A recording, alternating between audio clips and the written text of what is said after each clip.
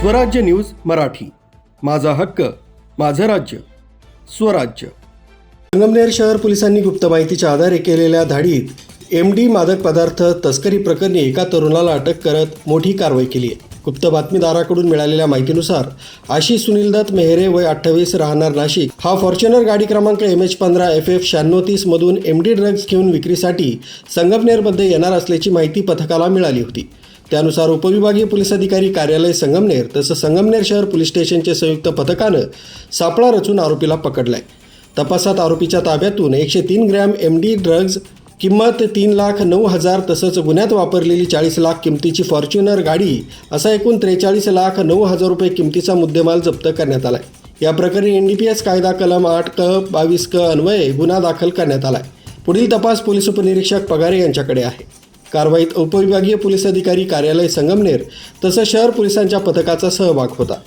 या संदर्भात अधिक माहिती पोलीस उपविभागीय अधिकारी डॉक्टर कुणाल सोनवणे यांनी दिली आहे।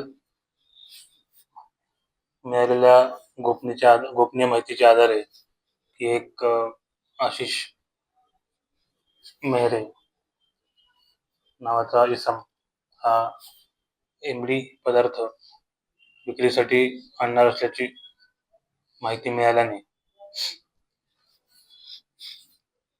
उपविभागीय पोलीस अधिकारी कार्यालयातील तसेच पोलीस स्टेशन मधील अधिकारी आणि अंमलदार यांचे संयुक्त पथक तयार करून सदर गोपनीय माहितीच्या आधारे छापा कारवाई केली असता सुनील मेहर याच्या ताब्यामध्ये 103 ग्रॅम MD हा अंमली पदार्थ मिळून आला।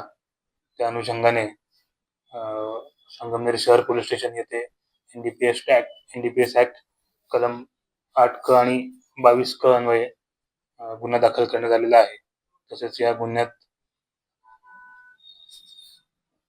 3,09,000 रुपये किमतीचा MD तसेच सदर आरोपीची फॉर्च्युनर कार ही जप्त करण्यात आलेली आहे आणि पुढील तपास हा PSI पगारे हे करीत आहेत। या अनुषंगाने अधिक पुढील तपास सुरू आहे।